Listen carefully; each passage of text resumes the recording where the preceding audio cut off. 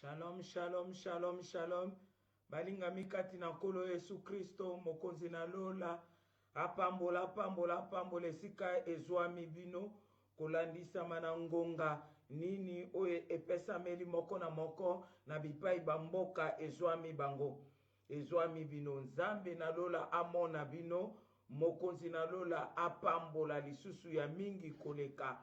Ebele pe bakanaki kati na mokolo na lelo. Po bamona yango balingami me kasi bamoni te paske pema oyo tozali kopema ezali kouta epai na moto te na nguya na moto te me ezali kaka nkolo nde azali kosala grâce nepai ye moko alingi kotika na bomoi yango tozongisi matondo mingi epai na mokeli na nyonso mpona kopesa ngai pema na bomoi mpe kopesa mpe bino bozali kolanda pema na bomoi tolobi kaka nkolo matondo ezonga epai na yo mpo ezali kaka grâce moto amerite yango azali te. Merci, merci, merci mingi kati na baye nyonso bazali kokota mpona lokumu na nkolo Yesu Masiya.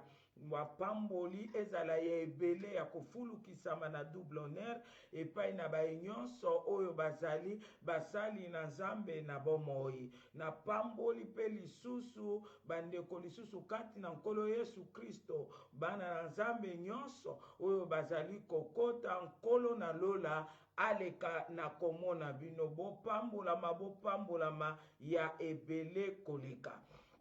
Yambo na ngai kokota na katikati na message ya lelo tozali kokende kaka korapele lisusu pona formule oyo ezali ya sika na nsima na mateya ezali likambo ya mituna pe biyano. Docteur Ezaïe ye moko kaka te moto azali kotuna bino pe baye bozali kolanda na kati na mituno bokoki kozala nango kolandisama na sujet ya lelo paske esengeli malamu tozala na katikati kaka ya sujet oyo epesami mituna ezala kaka na kati ya sujet oyo ekolobama lelo. Donc à chaque fois mituna soki ezali kotunama esengeli etunamaka kaka na sujet ya oyo epesami po soki tobandi lisusu kobima na katikati ya sujet ekosala pena mwa mobulu pona sujet oyo epesami yango. Merci mingi paske nayebi ete bato ya mituna bakotuna boye tozali kokende kobondela biso nyonso elongo kotika liloba na lelo na maboko na Nzambe ete nkola sunga biso liloba ne kobima lelo epambola ngai epambola pe bino lokola tobondeli biso nyonso na kombo na Yesu. Nzambe na bomoi topamboli pe tokumisi yo na tango Nzambe tolingi koyoka liloba na bomoi lilobo ezali kokangola lilobo ezali kosikola liloba non soki ezali te papa mpole tokomona te pe kopesa pase tika ete nkolo ya moko telema na kati ya liloba lelo ngai nazala simple instrument yo ndo loba na katikati na ngai Nzambe message oyo edifie message oyo convaincre message oyo epesa vie na bomoi ya moko na moko oyo nyonso ekoki kozala ya monguna mpona koya koambrouye message oyo pe moma oyo na bwaki nyonso bisika bikauki au nom de Jésus. Naza na kondima ete nkolo na bomoi oyo abengami azali yo moko oza na contrôle ebandeli kino suka yango na proclamer victoire katikati na nyonso na kombo na mokonzi Yesu Kristo nde tobondeli bongo tolobi amen amen Amen.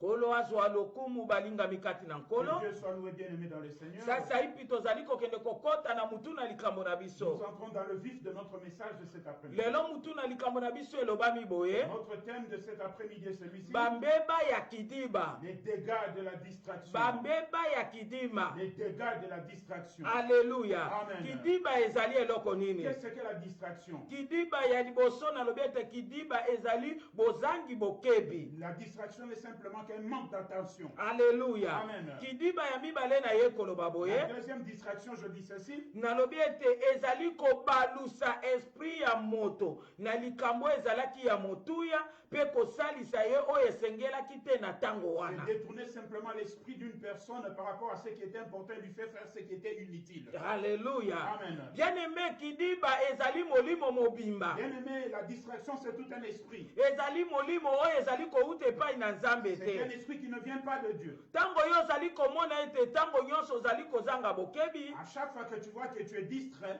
ou bien tango ozali komona ete molimo na likambo esengelaki ya motuya yo ozali kosala makambo ou que mosusu, tu vois que là où la chose est importante de le faire et tu fais autre chose, esengeli na yo kobenganaka yango na losambo. tu dois chasser cela par la prière. Parce que soko omona eza kosila te koluka basali na Nzambe mpo na kobondela mpo na Si tu yango. vois que cela ne finit pas, cherche tes serviteurs de Dieu qui prient pour cela. Yango toye lelo kotalisa badega na C'est yango. pourquoi nous sommes venus présenter aujourd'hui, c'est les dégâts de la distraction. Alléluia. Amen. Toye lelo kotalisa bambeba ya Nous kidiba. sommes venus montrer les dégâts de la distraction. Parce que dega Parce que les dégâts, eza eloko moko pasi mingi. c'est quelque chose de très très difficile. Parce que kuna toza kokuta kobeba Parce ezali. que nous trouvons là-bas, il y a la destruction. Alléluia. Amen. Kobeba ezali na kati ya Il y dega. a la destruction dans les dégâts.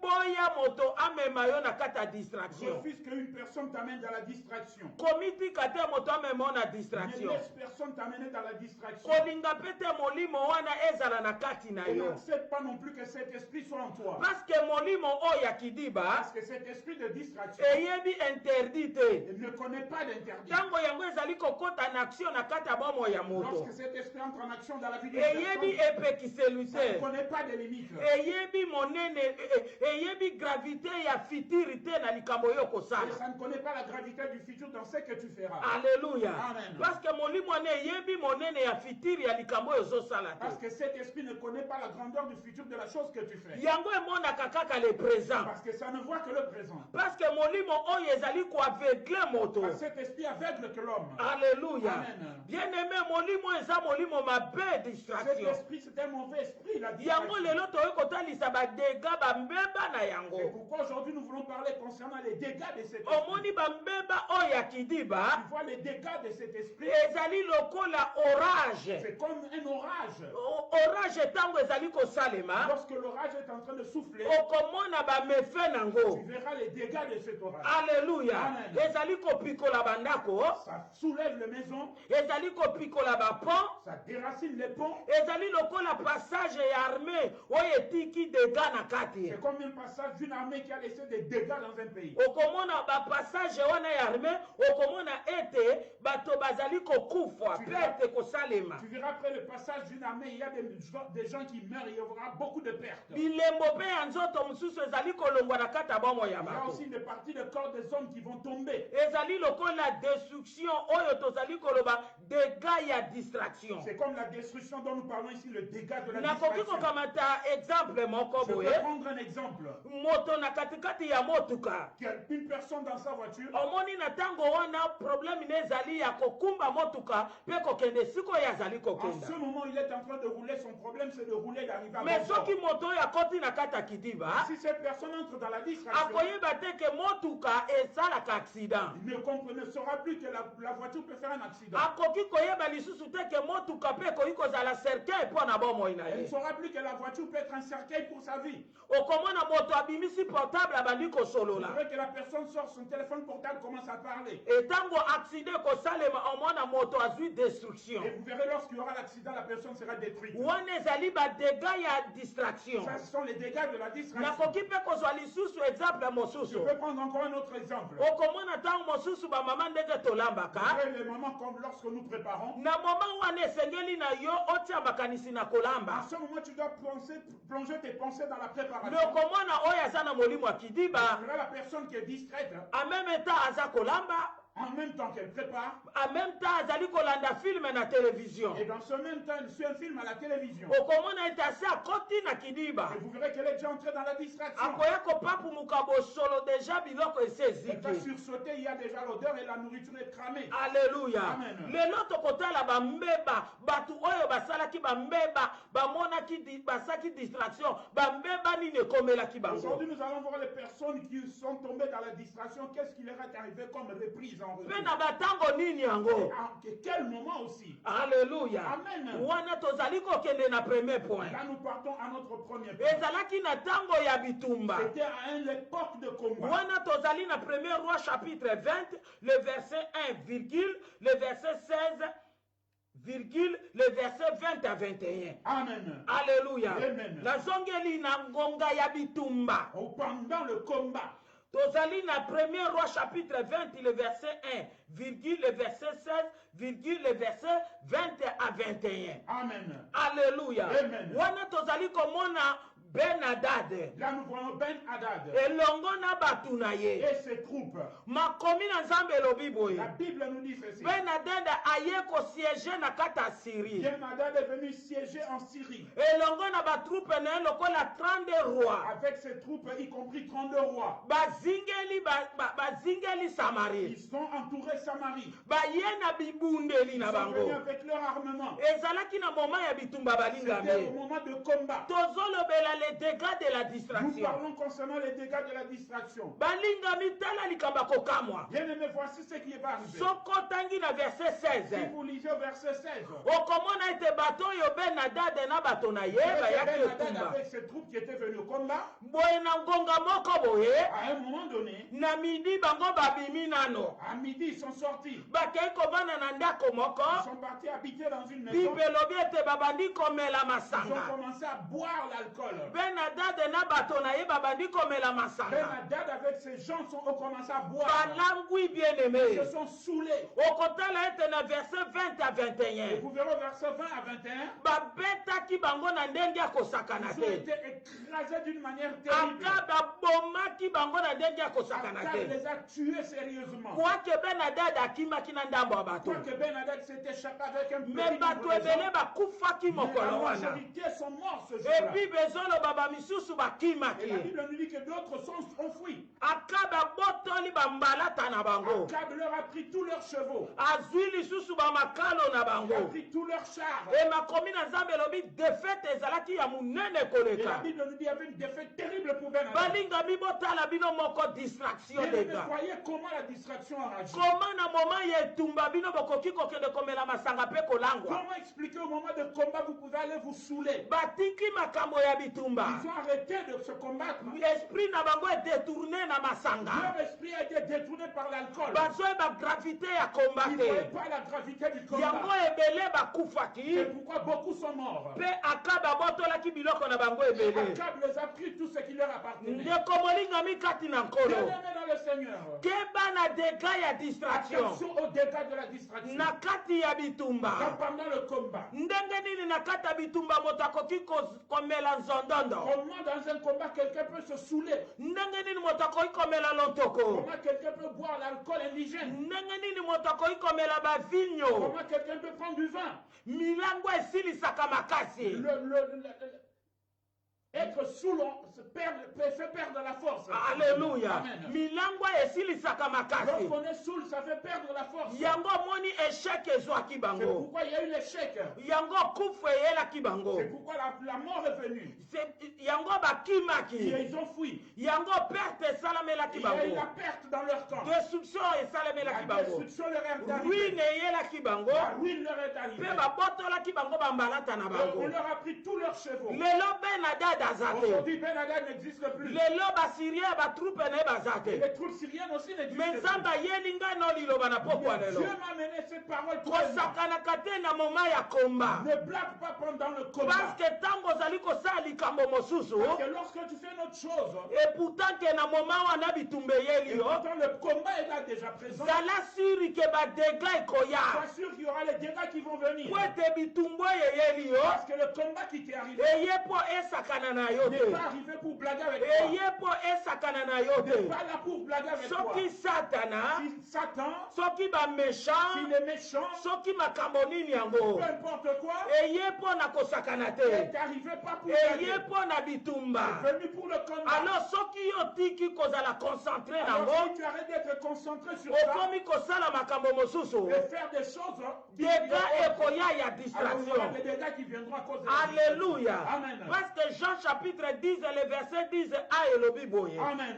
Moto mabe to satana. L'homme mauvais ou Satan Ayaka pona ne koderobe. vient que pour dérober. Ayaka pona koegorger. Amen. Ayaka pona kodétruire. Yes. Alléluia. Amen. Tango ozotala ke makambo ezomarche te. Quand tu vois que les choses ne marchent pas, Il faut tu s'élever. dois t'élever. Po ete combat eseyeli Parce yo. que le combat est déjà là. Kopesaka maboko no na Ne sete. baisse pas tes mains.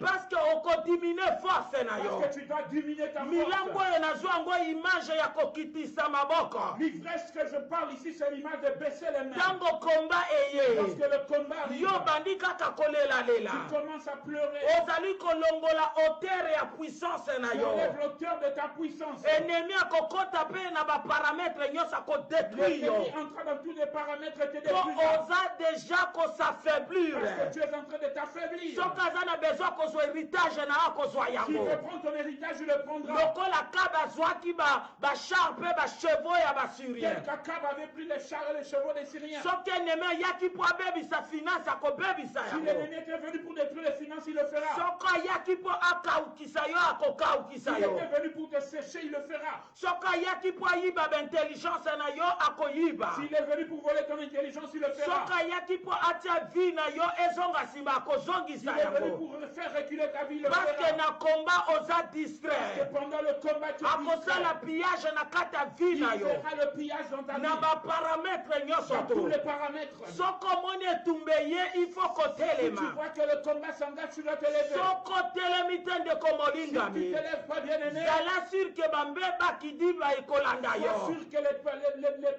les distractions te suivront. Amase asakanaki na temps ya mabe. Amas a joué un mauvais temps. Ezalaki moment ya komba. C'était le moment de combat. Ye azalaki na kidiba. Il était distrait. Akufaki. Il est mort. Akufaki. Il est mort. O bien-aimé na pokwa na lelo. Bien aimé, cet après-midi, Oza Juda. tu es Judas. Oza mwana na nkosi. Tu es fils de lion. Balobi ete mwana ya Il nkosi. a dit que le fils de lion, Mosala na ya bomaka banyama. le lionceau ne fait que tuer les animaux. Ambunzaka makolo na Il ye. courbe ses jambes. Ebible ezotuna nani yango akobanga te kolongola Et ye. la Bible dit qui aura peur de l'enlever? Ah, parce que aza na nzete ya bokonzi. Parce qu'il a le sceptre de royauté. Alléluia. Amen. Aza na nzete ya bokonzi kati na Il a ye. le sceptre de royauté. Oza Juda mwana na nkosi. Tu es Judas, le lionceau. Soki etumbe komeli Si yo. le combat t'arrive, Il faut tu telema. dois te lever. Na kati etumba. Dans le combat, on Batelemaka. s'élève. Bavandaka On te. ne s'assied pas. Na kati etumba. Dans le combat, Bakangaka bikuke. ferme les portes. Epai yo Là où fungolaki. tu avais ouvert. Na kati Dans etumba. le combat, la Power. puissance Ezalaka doublé est triplé.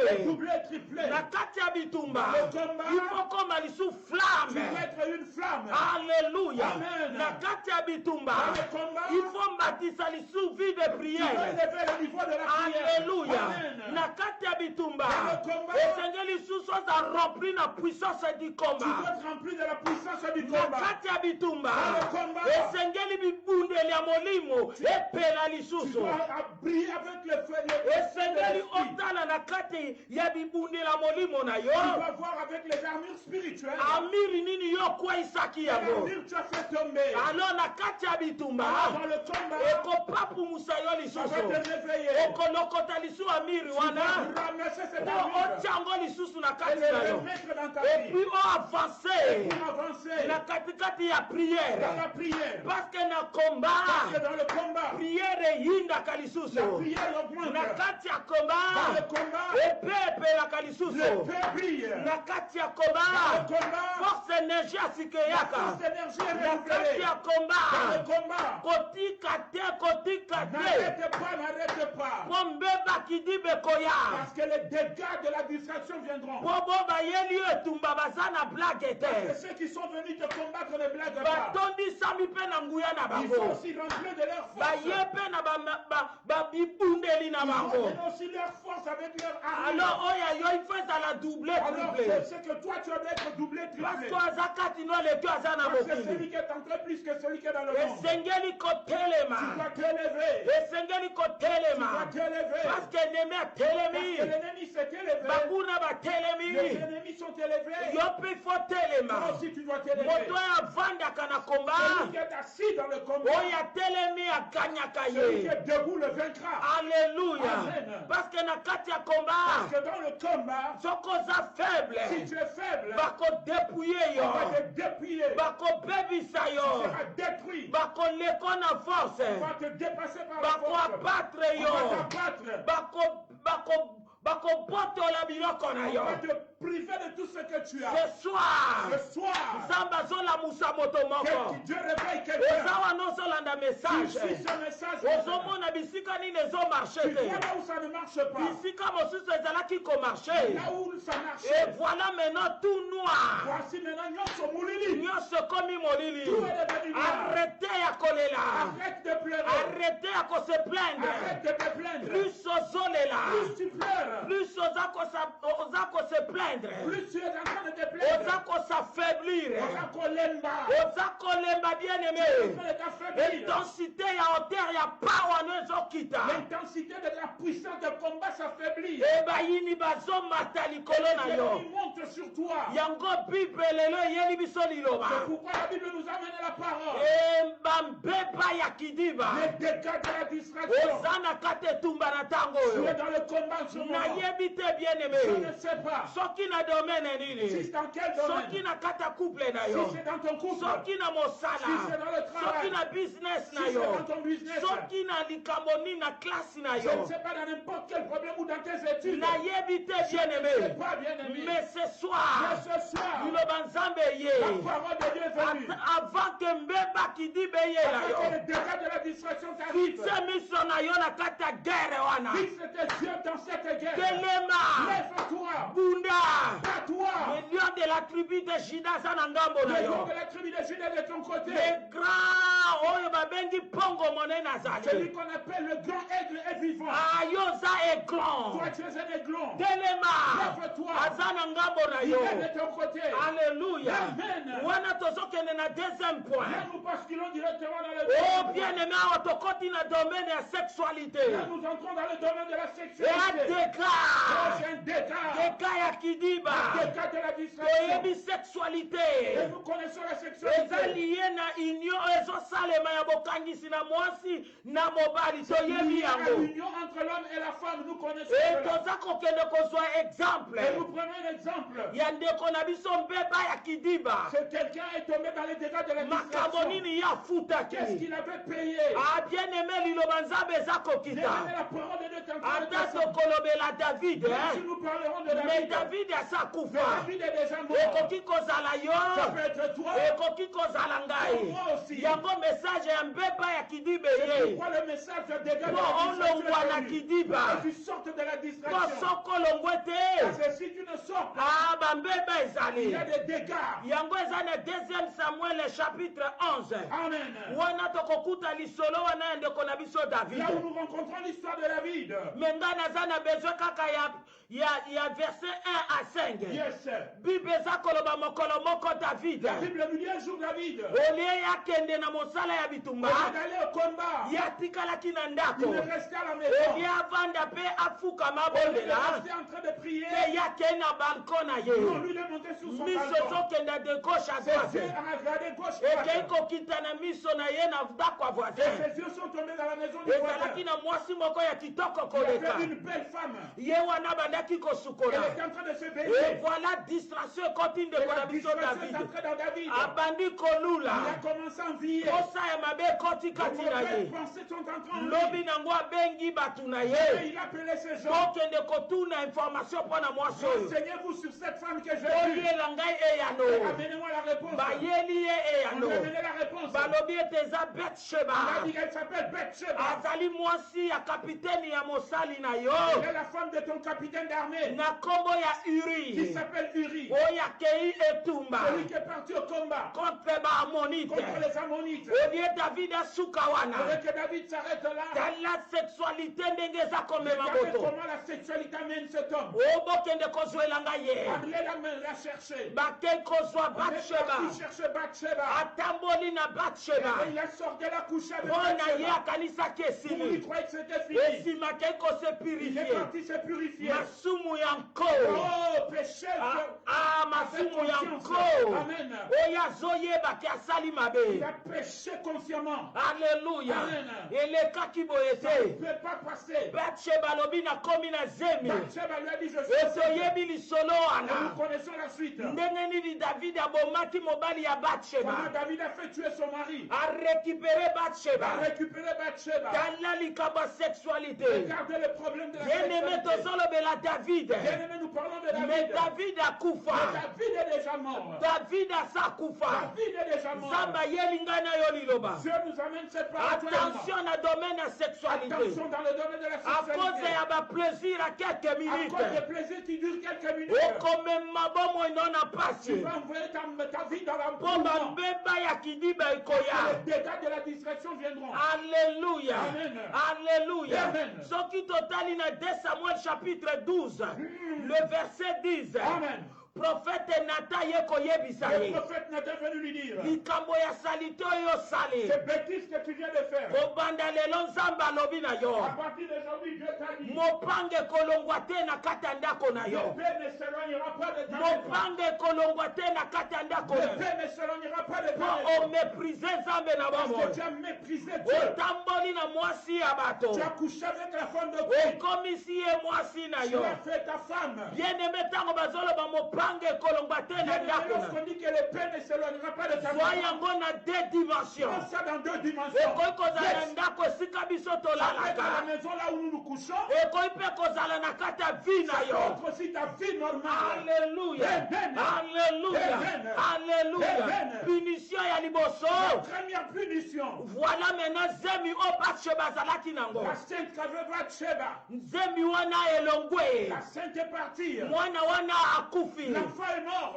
Ezemi wana. Et cette sainte, Eza lisusu image ya masumu sa kaka. grossesse est l'image aussi de E péché. abandi kofuta Il yango. a commencé à payer. David abandi kofuta. David a commencé à payer. Bomoi ne kozala na kimia te. Sa vie ne serait plus tranquille. Ndako ne kozala na kimia Ni te. sa maison non plus. Alléluia. Amen. Alléluia. Amen. Inceste koti na ndako ya L'inceste David. est entré dans la maison de David. Amnon accouché na sœur Netama.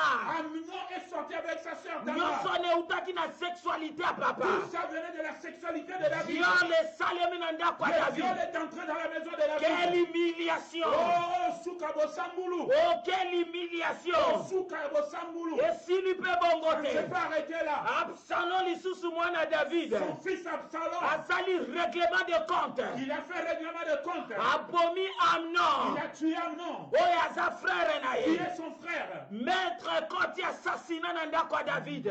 Bon, liwa ekoti na ndako ya David. Oh, quelle soni. Oh, c'est quelle honte.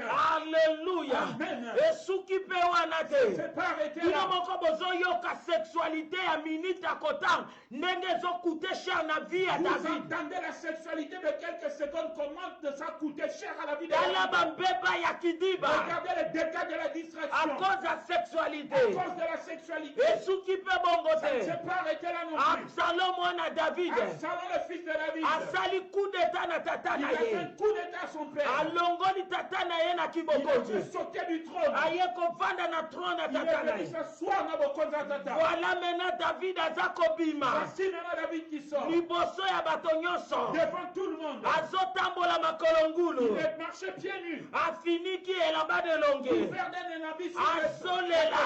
Il pleurait. omoni domaine ya Vous sexualité. voyez le domaine de la miniti sexualité. moke oyo asalaki yango. Encore une petite minute. tala ndenge eza kokute ye. Regardez comment ça lui coûte. evoila esili kaka Et te. ça ne s'est pas arrêté là. absalom lisusu Absalom encore. azokushe na basi ya tata na ye 10 mobimba Couche avec les femmes de son père, 10 au total. devant bato nyonso to. Devant tout le monde. oh quelle honte. Oh, votre Sambulu. oyo soni ya ndenge Quelle nini. honte. likolo ya basegonde ya baplaisir ya Pas de papamba. plaisir de secondes inutiles. Alléluia. Amen. tala ndenge eza komema moto. Regarde là où ça mène tala l'homme. badestruction ndenge ezosalamela Voyez ye. comment les destructions se font. esili mpe bongo Ça ne te. s'est pas arrêté là. voilà non plus. maintenant Joab Voici maintenant Joab. aza koboma Il Absalom. tue Absalom. qui est Joab? Qui est Joab? azalaki kaka chef ya armée Il ya n'était David pas te. simplement le chef de l'armée de David. nazalaki mwana kasi ya Il David. était neveu de David. abenga David Il noko appelait David oncle. mama ya Joab La mère de Joab. Joab. Jérusa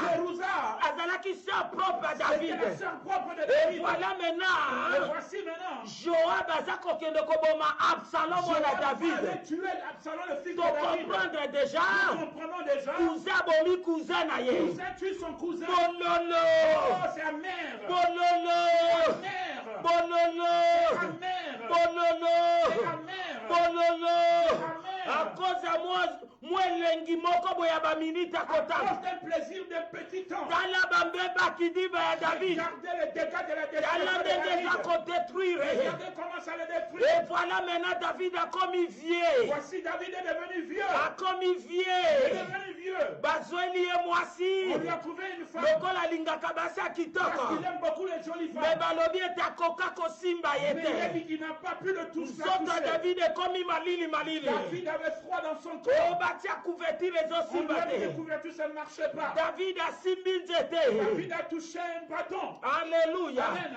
David akomi kotambola na Il nzete. marchait avec une canne. David azokoka lisu kotambola David ne te. pouvait plus marcher. David mbange ekomi Sa koningana. mâchoire a commencé à trembler. Mino esili David. Il n'avait plus de dents dans la bouche. Ah, David mawa Oh, tro. pitié pour Nayebi David. te soki David aza Je awa. ne sais pas si David David onga maintenant. nazoloba.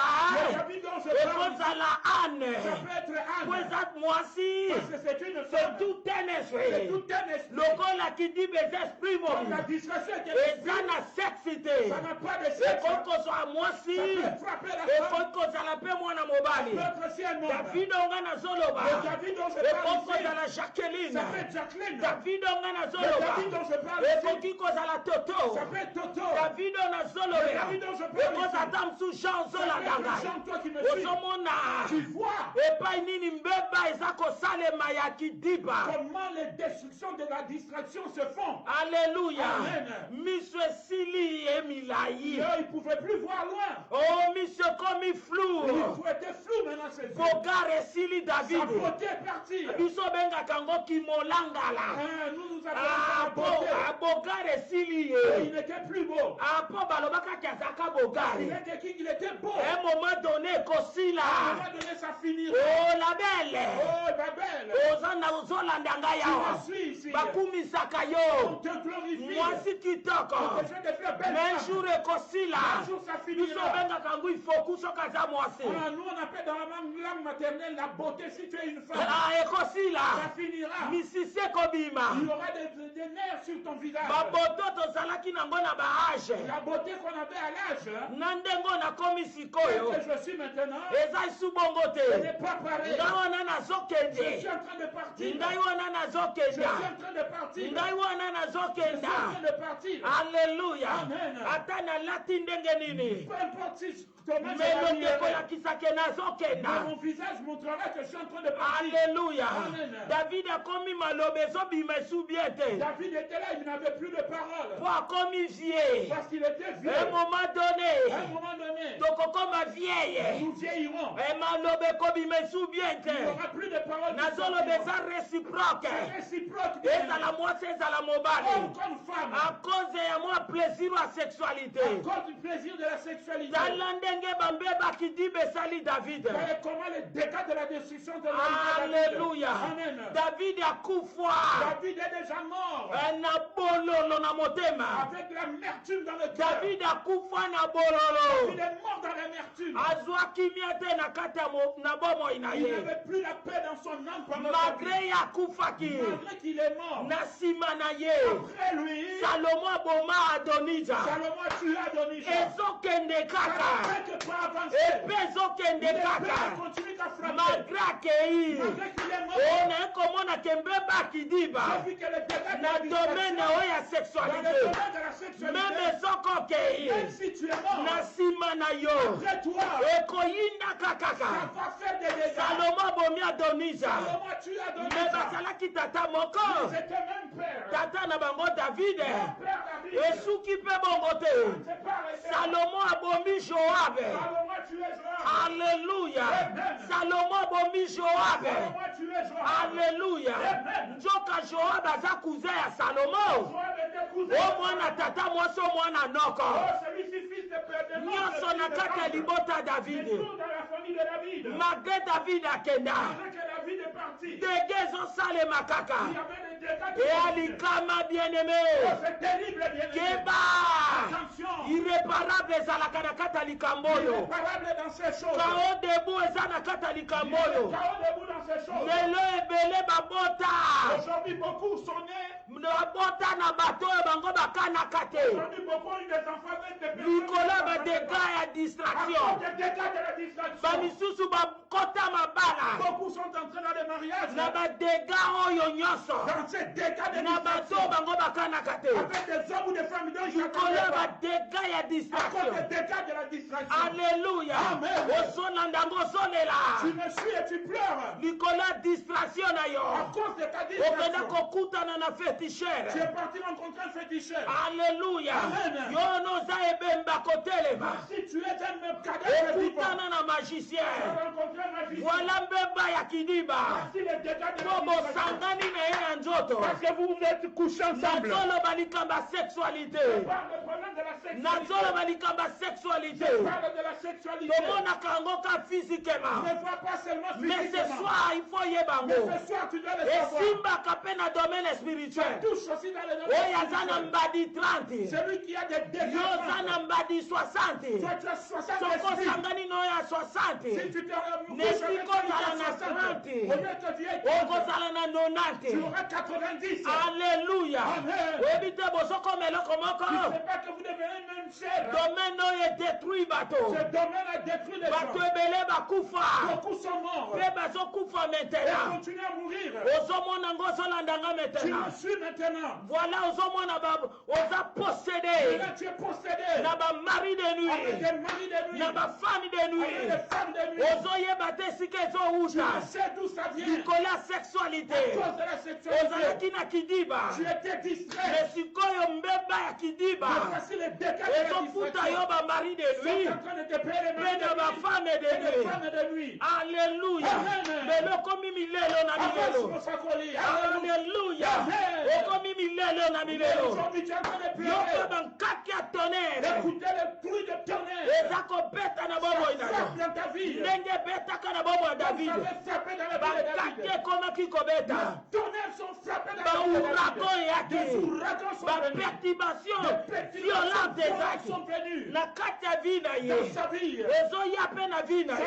ezosalema na vi na yo kalme eza lisusu te mpe eza lisusu te tranquillité eza lisusu te o babeba kidiba na domaine oyo na sexualité eza feu ya chaleur alleluya alleluya surtout l'esprit oyo akoprouve surtout dans cet esprit de vouloir prouver na kati ya couple dans le couple na koprouve mobali na nga je vais prouver mon mari na koprouve mwasi na je nga vais prouver ma femme okoya kokutana okanisi ozomona moto na miso na yo tu vas trouver quelqu'un tu crois voir quelqu'un avec tes yeux ozokushe na ye tu couches avec lui nzoko ozokushe na demo alata nzoto tu couches avec un démon revêtu de semence na ota mosu ekenda na samai peut-être ta semence est partie sous l'eau ta mosusu ekenda na mipepe peut-être c'est parti avec le vent ta mosu ekenda na zamba peut-être dans la bouche attention nazokota na troisième je point rentre dans le troisième awa point tokomi na trop tard ici je parle de trop tard ezali bien aimé trop tard existe na bien aimé. mbeba ya kidiba Dans les dégâts de la distraction trop tard ezali ezali ça existe trop tard alleluya Amen. po bato mosusu bakanisaka ndenge toza na se na moyo oyo il y a d'autres personnes qui croient parce que nous sommes sous le mokili oyo soleil eza ya biso comme si la terre nous appartenait mokili eza ya biso la te terre ne nous appartient pas le non monde ne nous appartient mokili pas eza ya kaka nzambe le monde appartient à Dieu o toza bapelerin nous sommes des pèlerins tokoleka nous passerons yango nzambe alobi akolinga mokili koleka ngai akomi enemi na c'est nga pourquoi Dieu est celui qui aimera le monde plus que moi devient mon toza na ennemi mokili me toza ya mokili nous te sommes dans le monde mais nous n'appartenons pas au monde bambeba ya kidiba ya trop tard ezali oh les dégâts de la distraction de trop tard existent wana tokoti na troisième point trop tard là nous sommes au troisième point trop tard toza kolobela les 5 vierges folles oyo là nous parlons des 5 vierges folles Matthieu chapitre 25 le verset 3, le verset 8 virgule verset 11 à 13. Alléluia. Amen. Alléluia. Amen. Ezali cessé. C'est un énigme. Alléluia. Amen. Et ali cessé. Oh, c'est un proverbe. Mais olobelanga na yo. Mais ça me parle à toi et à Parce moi. que parole de Dieu. Parce que la parole de Dieu, Eza pona kolobela biso. c'est pour nous parler. Eza kitalatala na biso. C'est notre miroir. Pona kolakisa biso ndenge nini tokomarche na moi ntango mokio toza nango na se na Pour nous moyo. montrer comment nous devons marcher pour le peu de temps que nous avons sur le soleil. Moto moko Et une personne, akamataki il a pris mpona ntina ya royaume des cieux me tobombi nano pour yango. le royaume des cieux, mais nous cachons cela d'abord. Ezalaki 10 vierges. C'était 10 vierges. 5 bazalaki na mwinda mpe na mafuta. 5 avaient la lumière et de l'huile. Mosusu bazalaki kaka na mwinda baboyi mafuta. D'autres n'avaient que la lumière et ont refusé l'huile. Naza na kote ya basage te. Je ne suis pas du côté des sages oyo bazwaki mafuta na mwinda. qui ont reçu l'huile et la lumière. Lelo tozolobela bafole Aujourd'hui, nous parlons des folles. mpo toza na point ya trop tard. Parce que nous parlons de trop tard. Bien-aimé dans le Seigneur, ehumeli Ça a duré, ça a pris le temps. mobali ya libala aye, Le mari est venu. mobali ya libala aye, L'époux est venu. baoyo ya fole oyo Ces 5 folles. mwinde se kufa La lumière était déjà éteinte. parce que l'huile eza Il n'y te, avait pas d'huile. babanga ta makambo Ils te, n'avaient même pas peur. bakende koluka baoyo mosusu ya mayele bapesa bango Ils sont mafuta. partis chercher les 5 sages pour qu'ils leur donnent de l'huile. baoyo ya mayele balobi non non non non non Les non. 5 sages ont dit non, non, non, non. oyo ya biso mafuta eza mpo na biso moko moya ya kopesa bino eza te. Notre huile est pour nous, on ne peut pas vous le donner. yo so omona bapesa yo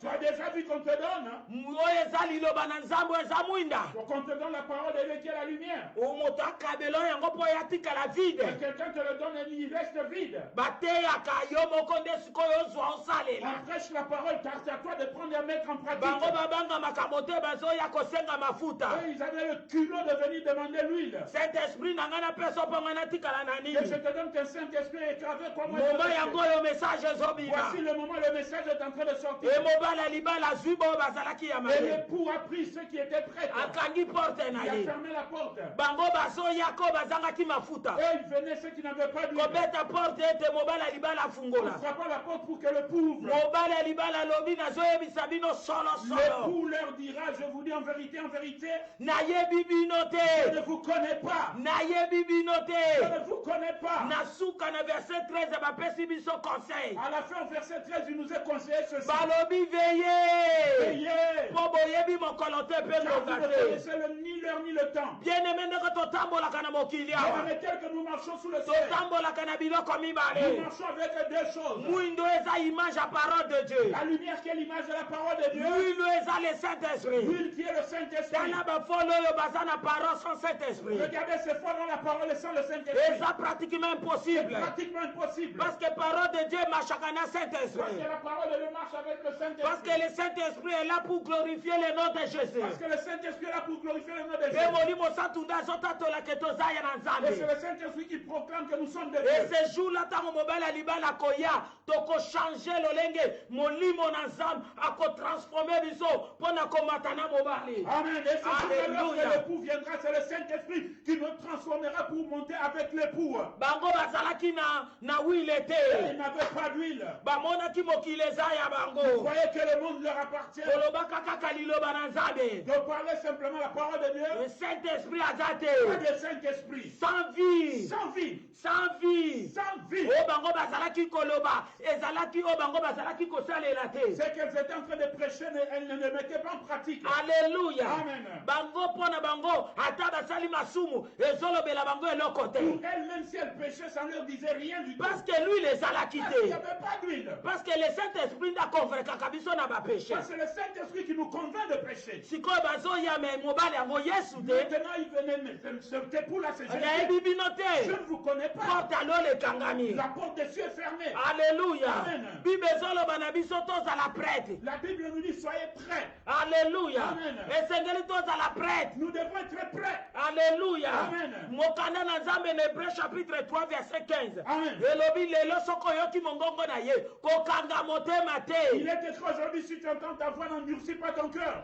Et des Proverbes chapitre 27, le verset 1 elobi. Komi kumisa pona lobi te. Po mokolo moko oyebi te nini kobota. Il est écrit, ne te vante pas du lendemain, car tu sais pas ce que le lendemain enfantera. Moto akoso te molinga bika te na nkolo. Personne ne te trompe, bien aimé dans le Sima ya Seigneur. liwa pardon eza te. Après la mort, il n'y a pas de pardon. Tika baje na kata vi na yo. Arrête des blagues dans ta vie. Tika baje bien aimé. Arrête les blagues. Ndenge lokwa riche oyo azalaki na bablage. Comme ces riches avaient des blagues. Akamwa. Il a été étonné. Epai azalaki yaki mabe, epai pauvre Lazare azalaki yaki bien. Là où il était, c'était le tourment, mais là où était le pauvre Lazare, Akomi c'était bien. koloba nde oyo bakende kote ya bandeko na Il ye. disait qu'on aille prêcher ses frères. Ezaki déjà trop tard. C'était déjà trop tard. Ezaki déjà trop tard. C'est déjà trop tard. Totika komi kumisa lobi na kosala bo. Mukolo inane na kokenda voyage. Na kosala bo na kosala bo na kosala bo. Mokolo moko oye kobima na ngai na yo to yebite. Arrêtons de nous glorifier de là, car tu ne sais pas ce que le lendemain enfantera. Alléluia. Amen. Alléluia. Amen. Soki nano Yesu azongi teme. Totambolaka na liwa. Même si Jésus n'est pas encore revenu, mais nous marchons avec la mort. Naka na somo liwa njoto te. Moi, je ne crains pas la mort physique. Yo pe kozala na somo ya njoto te. Toi Liwa aussi, njoto ne te. crains pas la mort physique. Tozala nde na somo ya liwa molimo. Craignons plutôt la mort spirituelle. Alléluia. Amen. Liwa ya molimo nde eza pasi. C'est la mort spirituelle qui est Et très forte. voilà maintenant les deux gendres de l'autre. Et voici les deux gendres de l'autre. Nzambe alingi aboma Sodome na Dieu Gomorrhe. veut détruire Sodome et Gomorrhe. Po mabe ese Parce qu'il ekomi. y avait beaucoup de Mais l'autre a trouvé grâce. Mais l'autre a trouvé grâce. Na ba ange mibale oyo banvoye. Avec ces deux anges qui étaient des envoyés. Balobi na Lot. Ils ont dit à l'autre, Lobela ba oyo bazali ya yo bobima na parle à ba. ceux qui sont à toi de sortir d'ici. Me bandeko bazwaki ngolu. Mais ces deux personnes ont eu la grâce. Alléluia. Amen. Lot akei koyebisa bango. L'autre est parti leur dire cela. Te tobima. Que nous sortons. Nzambe alingi aboma Dieu veut détruire mokili oyo. ce monde. Me lokola bango balingaki Mais mokili. comme ils aimaient beaucoup le monde, Bamoni yango lokola plaisanterie. ils ont pris ça comme de la Eh plaisanterie. bien aimé, moto azomona momo toza nango eza ya ba blague mais mawatro. Celui qui croit que le moment où le temps où nous sommes ici est un temps de plaisanterie, mais c'est trop pitié pour lui. Mais eza lisuta ya plaisanterie Ce te. n'est plus le temps de plaisanterie. Tala bien. Regardez bien. Regardez bien na kata Bible. Faites bien attention dans la Bible. Tala siko ndenge mokili Et ezokenda. voyez comment le monde est en train d'avancer. Tala bato ndenge bakomi. Voyez comment les gens sont devenus. Ezodepase même entendement na Ça bato. dépasse même l'entendement des gens. Na balolenge bato bakomi. Comment les hommes sont Mais c'est devenus. le temps difficile yango yo. Mais tant va passer en eux. Tango yango ya ba dernier jour C'est yango. ça, le temps des derniers jours. Comment bagendre bamonaki yango keza plaisanterie. Comment ces gens vont plus croire que c'était de la Mais plaisanterie? bagendre oyo Mais badaya. ces gens sont morts. Batikalaki kuna Ils sont badika. restés là-bas et ils sont morts. Et voilà même mwasi ya Et Lot. voici même la femme de l'autre. Mobeko bapesaki kotala nsima te. L'établi qu'on lui avait donné de ne pas regarder en arrière. Abimaki na nzoto. Elle est sortie de son corps. L'esprit n'etikalaki kidiba te. Mais son âme est restée là-bas. Alléluia. Amen. Et Kidiba. la distraction, Abaluka libanga mungwa. elle a été transformée en... Message en ye prière de bien sel. Le aimé. message est venu pour toi. Message Le ye. message est venu. Keba na bambeba kidiba. Attention, dégâts de la Ta distraction. eza mabe. Les temps sont mauvais. Na ta ya Le Noé. temps de Noé, Noé ateyaki. Noé prêchait. Bato bazalaki kokipe Les te. gens ne s'intéressaient pas. Bazobala na bango. Il se mariait. Bazobalisa bana na Il se bango. mariait aussi. Bazokende bachacho na bango. Dans les fêtes, Bazalaki kosala makambo nyonso il faisait balingi. tout ce qu'il voulait. Bakamwa mbula ebeta. Ils étaient étonnés que lorsque la pluie est tombée, Bakanisaki lokola mbula ils momesano. croyaient que c'était une pluie habituelle. Nzoka mbula yeye kosilana na bato. C'était une pluie qui était venue pour finir avec eux. Bien-aimé bato basila na ebale. Bien aimés, les gens sont morts dans les déluges. Etikalaka 8 personnes à Il n'y a Pamba. que 8 personnes qui sont Yango restées dans le mokanda monde. Nzambe na Matthieu chapitre 24. Amen. Le verset 37 à 39. Mhm. Balobi ke ndenge ezalaka na temps ya Noé. Mhm. C'est la même chose. ndenge pe kozala koya na mwana na moto. C'est pourquoi il est dit dans ce passage que la prophétesse vient de donner, ce qui a été fait au temps de Noé, c'est ce qui se fera aussi au temps de l'avènement du Fils de l'homme. Alléluia. Amen. Dans eza Les mabe. temps sont mauvais. Yango Ephésiens chapitre 5 le verset 14 et le Bible. Amen. Yoyo za kolala. Toi- Yoyo koza na kati ya bakufi. Lamuka na kati ya bakufi. Christ angengisa yo. Voilà, c'est pourquoi il est dit que toi qui dors, réveille-toi d'entre les morts et Christ t'éclairera. Alléluia. Amen. Tika lelo message alelo. Laisse que le message d'aujourd'hui Et papu samoto moko. puisse réveiller quelqu'un. Lokola prostituée ya papu Quand mukaka. cette prostituée s'était réveillée, Atali alobi te o mwana na nga elle a te. regardé, elle a dit, ça c'est pas mon fils. Alobi te Jésus asa isu na vie na nga Elle a dit te. non, Jésus n'est plus dans ma vie.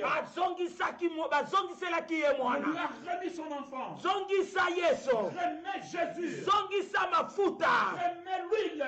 Alléluia. Amen. Parce que Bible lobi na 1 Corinthiens chapitre 7 le verset 35. Amen. Pour s'attacher na Yesu sans kidiba. Attachons-nous à Jésus sans distraction. Alléluia. Amen. Obungisi ye wapi? Où l'as-tu perdu? Obungisi ye wapi? Où l'as-tu perdu? 1 Jean chapitre 5 le verset 12. Amen. Oyo aza na Yesu aza na vie. Celui qui a le Fils a la vie. Oyo azangi Yesu aza na vie Celui te. qui n'a pas le Fils n'a pas la vie. Oza wapi ndeko molinga? Où es-tu, bien-aimé? Message eyeli ngai na Le yo. message est venu pour toi et moi. Attention na bambeba kidiba. Attention aux dégâts de la Dans distraction. eza mabe. Les temps sont mauvais. Dans eza Les mabe. temps sont mauvais. Tala bisika nini yango kidiba eza. Regarde de quel côté il y a la distraction dans ta vie. Lamuka. Réveille-toi. Lamuka. Réveille-toi. Oh nazomona lisusu ndeko na biso YouTube. Je vois encore notre frère Eutychus. Etukisa na français mais na lingala YouTube. Amen. YouTube na Acte chapitre 20. Eutychus dans Acte chapitre 20. Le verset 7 à 12. Amen. Moto yazalaki na kati ya présence ya Nzambe. Cet homme était dans la présence de Dieu Na katikati ya église. dans l'église. Mais avandaka naende na Mais fenêtre. il s'assied à la fenêtre. Liso à gauche na kati église. L'œil dans l'église, Na présence ya dans Nzambe. la présence de Dieu, Liso mosusu na mokili. et notre œil dans le monde. Alléluia. Amen. Bien-aimé eza sultan lokola YouTube te. Mais ce n'est plus le temps comme de Titus. Alongwa na 3e étage. Il est tombé du 3e Na étage. se ya pongi. Sous le sommeil. Abambana na Il se. est tombé par terre. Il Akufwa. est mort. Nazwaki ngolu. Mais il a eu la grâce. Paul aye kobondela mpo na ye. Paul est venu prier pour lui. Azwi Et bomoi. il est revenu à la vie. Yango Bible eyeli biso message C'est pourquoi alelo. la Bible nous donne ce message. Zala lokola YouTube. Sois comme Titus. E grâce ye lelo. Que la grâce est venue pour toi aujourd'hui. Na kati ya message ya À lelo. travers ce message. Papu moko zwa lisusu vie. Réveille-toi et reçois encore la Parce vie. que Ephésiens 5 verset 16. Amen. Elobi était racheté le temps. Car les jours sont mauvais. Ah, bon, ouais, la micro. Ah, bien aimé dans la présence de Dieu. Na kati assemblée. Dans l'assemblée. Nalingi naloba eloko moko na chrétien Je yango. veux dire quelque chose. Parce que YouTube akufaki na assemblée. Parce que Titus est mort dans l'assemblée. Parce qu'azalaki na Parce distraction. qu'il était distrait. Balalaka na présence ya Nzambe On te. ne dort pas dans la présence de Dieu. Mokotala bato mosusu na kati assemblée. Ne vous verrez dans l'assemblée. Devant kit adoration. Dans le culte d'adoration. Louange ezotoka. La louange est en train de Message louer. ezotoka. Le message passe. Prière La ezotoka. prière bouillonne. Mais moto azolela azolala. Mais une personne est en train de dormir. Oza na esprit ya YouTube. Dans l'esprit de Titus. Oza na esprit ya YouTube. Dans l'esprit de Titus. Omokolala na présence ya Comment Nzambe. peux-tu dormir dans la présence Okomona de Dieu? ta mosusu eza 3 heures du temps pamba. Peut-être c'est pour 3 heures du temps simplement. Yango ezolalisa Et yo. tu dors. Mais mpo na feti Mais pour la fête, ozobanda de 22h à 6h à tu tongo. commences de 22h à 6h du matin. Mpe ntango mosusu fo babengana bino ya Et kobengana. peut-être on doit vous chasser de Mais force. oza toujours na Mais forme. tu es toujours en forme. Mais na présence ya Mais Nzambe dans la présence de Dieu, na ere ngonga un moke petit temps, ozolala. tu dors. Eyakidiba. C'est la distraction. Eyakidiba. C'est la distraction. Na kati église Dans l'église, oyaka na kaye na yo on te. n'amène jamais un cahier, Oyaka na biki te. ni un stylo. Chaque dimanche Chaque dimanche, mosando kosenga papier tu as pour habitude de demander le papier et le na stylo. stylo. Amen. Soko si soki obwaka Si yango tu finis, tu vas jeter. oyo kwa YouTube. C'est comme un Titus. Alléluia. Amen. me kaye mpona kotia bato bai na nyongo na yo na biloko te kaka kaye eza. Mais pour écrire le cahier là où tu écris les gens qui te doivent de l'argent, ce cahier-là ne disparaît jamais. Alléluia. Amen. Alléluia. Amen. Na kati église basaka ba va et vient te. Dans l'église, on ne fait pas de va-et-vient. Ba va et vient inutile. Le va-et-vient inutile. Ozokende osala petit besoin te. Tu ne vas pas faire les petits besoins. Nozotambola pa pamba. Mais tu marches inutilement dans l'église. On dirait oza na kati ya salon ndako. C'est comme si tu étais dans le Ndako salon na de yo. ta maison. Nzokende oza na maison de Comme tu Dieu. es dans la maison de Dieu. Oza yutuka. Tu es éticus. Ozolingo détourner ba ton esprit ya kidiba. Tu veux détourner l'argent, les gens veulent Bato baye na présence sans les gens sont dans la présence de Dieu. balongola makanisi esprit na Pour bango leur détourner l'esprit babanda kotala yo afin de te regarder. peut-être mpo olati Gucci Peut-être parce que tu as porté Gucci. nayebi Je ne te sais pas. papa pesa nano bakomba bagrife yo Peut-être toyeba parce que tu as porté Yoji. Eh. Peut-être tu as porté Versace. Eh. On ne sait pas. On Tout essaie- cela. biloko nyonso wana baprada pe Oui. na baprada mpo olati Parce yango que tu as porté toutes ces yango bava evi ozosalela Pourquoi tu biso fais des va-et-vient dans la maison mpo du Seigneur? tolongola makanisi Afin efrere de ya nous nzambe détourner la pensée de tobanda l'éternel. kotala Afin de te regarder. non bien aimé Non. tika kodetourne esprit ya bato Arrête de détourner l'esprit des so hommes. bomoni moto asaka bava evie papamba Si vous voyez quelqu'un faire des va-et-vient inutiles, bopamela ye grondez-le. avanda Il s'asseye. avanda Il s'asseye. azolinga atia bato bambeba Il kidiba vient envoyer la distraction dans les gens pour avoir des dégâts. baliaka bazoka na eglize te On ne marche pas de chewing-gum dans les bato présences de Dieu. baleka na nzambe malamu bayebi likambo nazoloba Ceux qui sont passés par l'église, Dieu est bon. Zambé Malam savent de quoi je parle. bayebi eloko nini nazoloba Ils savent awa de quoi je parle ici. ezalaka na ndeko moko kolia bazoka na Il y eglize avait une personne qui marchait du chewing-gum dans l'église. monoko ne eblokaka nzambe ablokaka monoko Dieu na ye a bloqué sa bouche. etikaka Ah, comme la prophétesse est en train de le montrer. eske liboso ya mokonzi yo kolia bazoka Est-ce que devant un souverain, toi, tu peux marcher du chewing-gum? mpona nini epai ya le roi de roi ozolia Et pourquoi veux-tu le faire devant le roi de rois? yutuku Et Tikis. alleluya Amen. basololaka te basekisaka mwana te basalaka mwana bajete pendant que toza na kiti On adoration ne parle pas, l'enfant ne fait pas de blagues avec l'enfant pendant que nous sommes dans la présence de Dieu dans le culte d'adoration. batikaka portable epolele te dans la présence On ne de laisse Dieu pas son portable allumé dans la présence de l'Éternel. okomona moto atiki portable Vous epolele verrez que la personne laisse son portable allumé. portable eleli pendant que toza na présence ya Le nzambe portable sonne pendant que nous sommes e dans la bato présence de tu Dieu. badetourne esprit kotala Et ye tout le monde se détourne l'esprit pour regarder la akozwa personne. mpo dasa telemi azoloba alo naza wa na église naza wa na kilte Et vous verrez la personne aussi prendre l'audace de prendre son téléphone et dire allô, je suis ici dans l'église, je suis au culte. yutuku Et Tikis. koma na présence ya nzambe portable epolele Comment dans la présence de Dieu? eye kosolola na oyo aleki bato nyonso wana Tu es bazobenga venu ye communiquer avec celui qui est au-dessus de toute personne qui peut pourquoi t'appeler. kodetourne Pourquoi détourner baesprit ya bato l'esprit des gens? to esprit na yo Pour moko prendre ton propre esprit na présence ya nzambe dans la présence de Dieu. oyebi te ke na kati église eza champ de Tu ne sais bataille pas que dans l'église c'est un champ de bataille. ezelanga bitumba C'est un champ de combat. masase Il y a ebetaka des coups de balles qui sifflent mais spirituellement. oh mais c'est spirituel Amen. moyo oyebango eza te masase ebetaka Il y a des balles qui sifflent mais spirituellement. parce que baivre baza wana Parce que nous avons des ivrés là-dedans. babonne semence Et mpe des baza bonnes semences aussi. omona oyaki bien ozongi Tu kao verras que tu es bienvenu, tu rentres KO. alleluya Amen.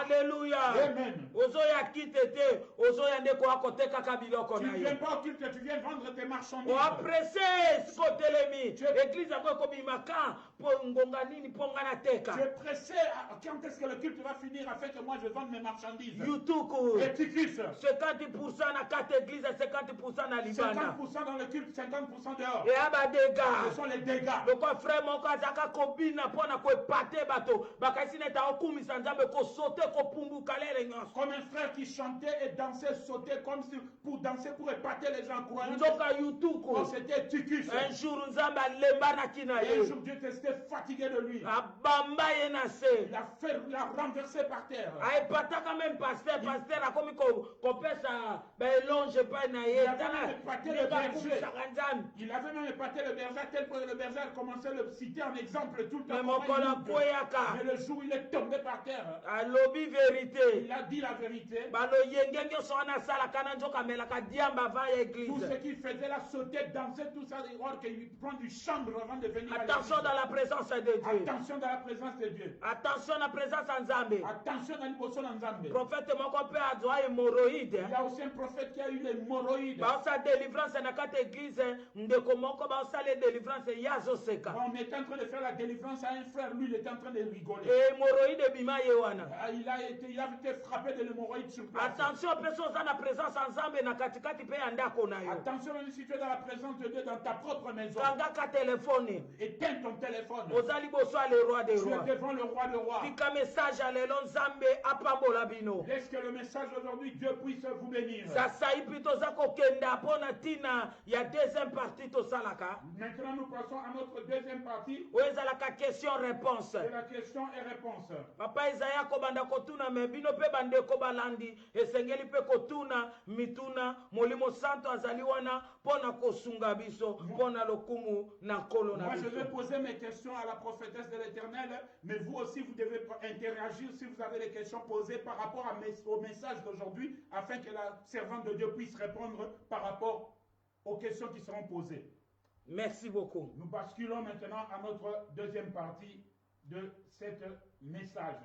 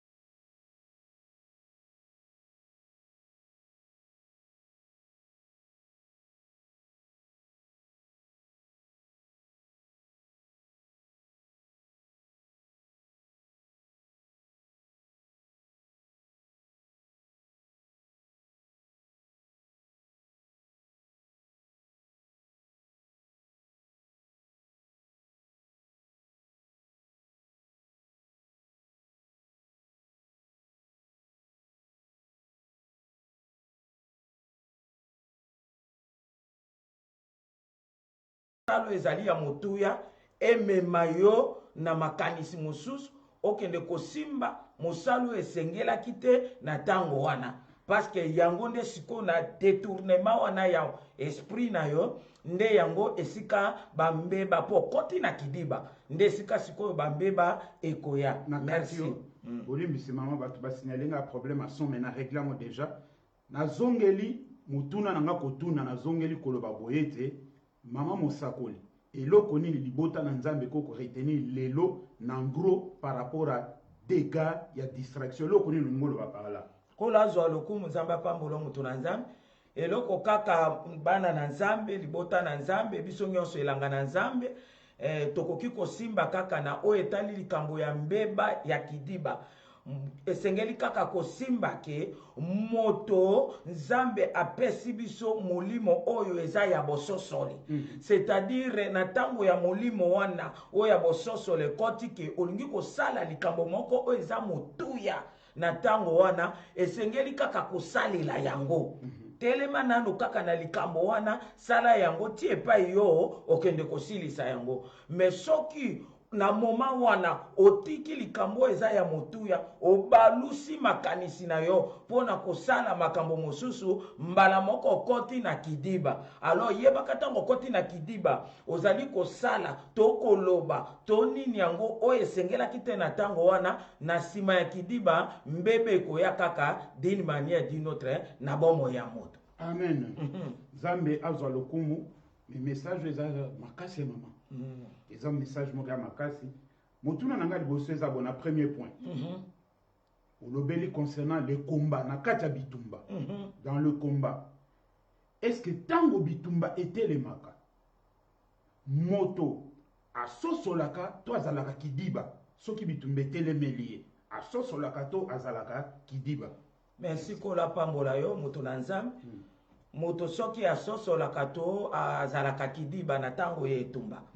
Na ko répondre boy ezali na bato oyo basosolaka tango etumbe yeliye akososola mpona kotelema mpe kokende kobunda mpo akende kozwa elonga na kati ya likambo wana surtout na bato oyo bomoi na bango bakutami na makambo ebele bazalaka lisusu na kidiba te po basi bamoni makambo ya emona c'est-à-dire na bavi na bango basi banyati banzube basi bakutani na bagoliath basi bakutani na bamakama alors ntango amoni ke tumbeyeli ye akozala kidiba te mais eza na bato mosusu baexpérience mpe nano azwi yango mpenza te ta mosusu yango moye ayeba motuya to monene ya etumba eza te akoki mpe kozala distrait.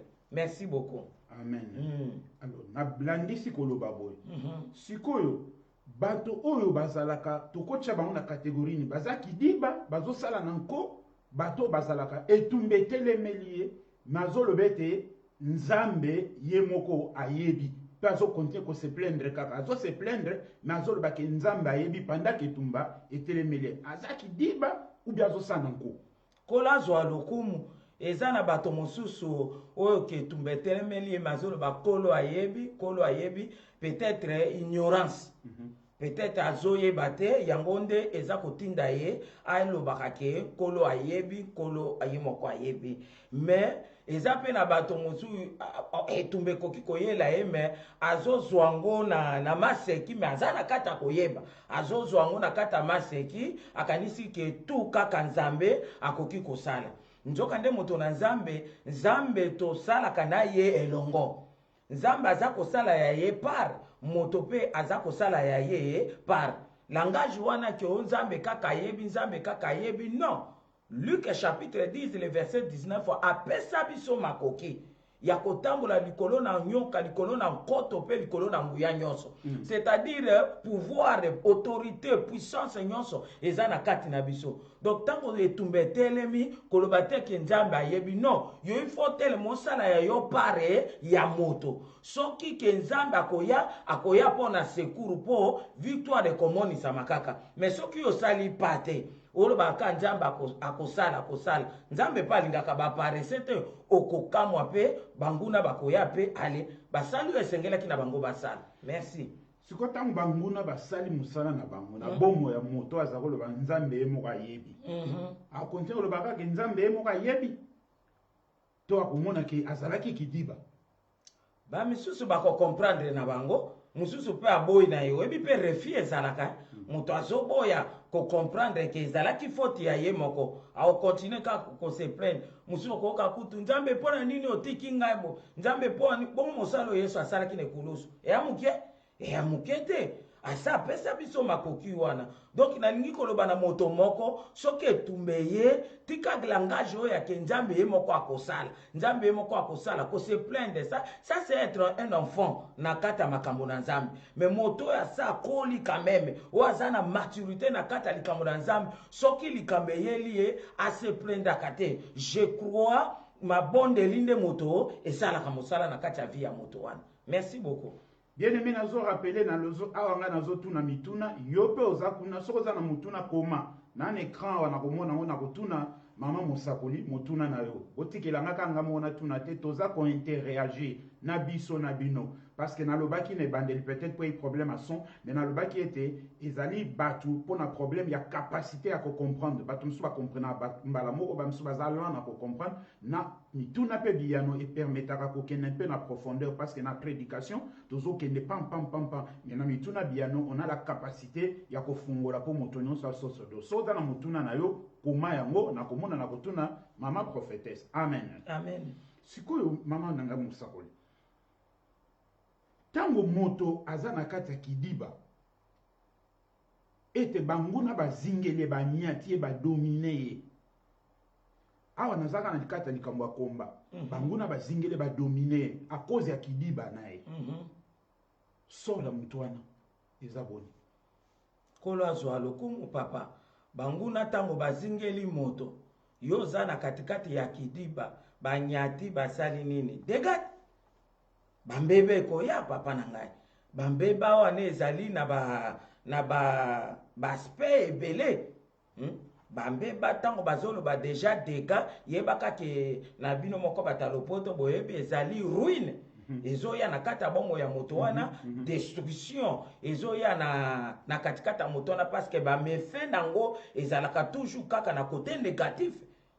Nakoki kopesa exemple ta mosusu omona ta mosusu moto azalaki na kati ya mosala na ye akoki mpe kopedre yango na kati ya badega wana okomona mpe moto ta mosusu azalaki na libala na ye etumbe yaki azwaki kidiba banguna banyati parce que monguna alingaka te ke likambo etali libala akoya okoki mpe kopedre yango ocomprendre te mobali no aki na compréhension esprit ya compréhension ezali korenye na ndako mbala moko ekomi na bacompréhension papa ebandaka na bacompréhension boye papa neti lokola kosakana mpe bokamwanika ndenge wana nyonso wana ezali na katikati ya bambeba oyo banguna basali mosala na katikati na bomoi na bango. Même si on a kepe na côté spiritualité na koipe koloba moto moni déjà bitumbe yeli yo tellement ozwa vie à prière ozwa ngo lokola maseke dega musu ya bambeba pe koya omona pe babotoli kobosa na te que Jean 10 verset 10 a elobi ke ayaka pona ko détruire ayaka pona ko égorger ayaka pona ko dévorer akoko botola bakoko botola vie ya prière na yo pe vie ya prière ekei nango kaka ndenge wana. Donc il faut beaucoup d'attention na tango komba eye kovanda na kidiba non il faut s'élever. Amen. Amen. Zamba pambola tozana motuna wa ya évangéliste Pierre alobi quelles sont les préoccupations préventives à prendre pour les enfants de Dieu afin de ne pas tomber dans la distraction. Eloko nini mwana na nzambe to bana na nzambe bakoko zwa lokola précaution pote bakweya na kati ya kidiba te. Kola zwa lokumu kola lekana kopambola papa na biso évangéliste Pierre pona motuna kitoko atuni. Je crois mokanda na nzambe na Ephésiens eza kotalisa biso bibundela molimo. Bibundela molimo kuna tozali komona casque du salut, tozali komona bouclier de la foi, tozali komona cuirasse ezali ya justice, sapato ezali évangile, tozali komona mopanga o ezali maloba na nzambe yango ezali bongo, tozali komona tout nyonso tu kuna ezali. Tango moto azali complet na katikati eloko wana ezali na mbuma moko ya oyo ya ebundeli oyo moto esengeli ayeba yango ezali okotanga kuna komona ke bazoloba prière. Prière nde ezali kokangisa makambo nyonso tu balobi na biso to priaka mingi tango vie de prière ezali kolala na se yebaka deja komba pe bandi kokota wana sans que yo yeba alors na bolali wana ya losambo ezali kokita na katikati ya moto nde esika bambeba ekoya kobima ozomona. Donc vie de prière nde ezali centre ya makambo nyonso parce que là tokosimba na biso sanctification te parce que oyo tu aza na nzambe ayebi sanctification crainte ya nzambe mais clé ya makambo pelaka na losambo pelaka parce que ntango ozopela molimo na nzambe mpe eza moto c'est-à-dire soki likambo eza koya ekozanga te koya kolakisa yo parce que ozali moto azali kopelapela donc bibundela molimo mpe na kati wana kangisa yango na katikati ya losambo. Amen. Amen. Tuna mosusu etunami awa na ndeko Leda Ibara. nayebi te soki eza papa to eza mama bolimbisi ndeko natangi kaka kombo mpo na foto nazomona malamu te lokola foto ya profil moke motunani yali comment faire pour retrouver sa vie de prière. Gloire à Jésus. Kolo aleka na kopambola ndeko oyo atuni motuna makomi na nzambe lobi boye soko yoki mongongo na nzambe lelo kaka kokanga motema te message euti koleka te na premier point wana na likambo ya bitumba na lobi kuna na katikati tango moto bomo inayo ozomona lokola pokoso ekoti lokola mwa mobulu na katikati ya likambo ya vie de prière okobunga nde okobunga te alors makomi na nzambe euti kotalisa biso lelo na prière il faut moto sani au s'élever donc il faut sikoyo osala pas il faut osala pas na yo ta mosusu babotolaki ozalaki ta mosusu moto ya 1 heure du temps na présence ya nzambe omoni ke ose retrouve na ba 15 minutes zwa posa wana nzambe atalaka motema zwa posa wana ke nayoki lelo liloba na nzambe nazwi mokano la détermination wana ekosala ke otelema mpe obanda kosambela okomona ke okobanda kaka muke nzambe akobanda kobakisa mpo azomona posi na kata motema na yo ti okoretrouve mbala moko ndenge nini oyo opelaka na nzela na losambo. Merci beaucoup. Merci beaucoup. Nandimisami ete ndeko Leda Ibara azwi eyano na motuna nae moni motuna mosusu ya ndeko na biso ya mwasi Lydie Shai alobi comment faire pour lutter contre l'esprit de la distraction ndenge nini okokosala mpona obunda contre molimo ya kidiba.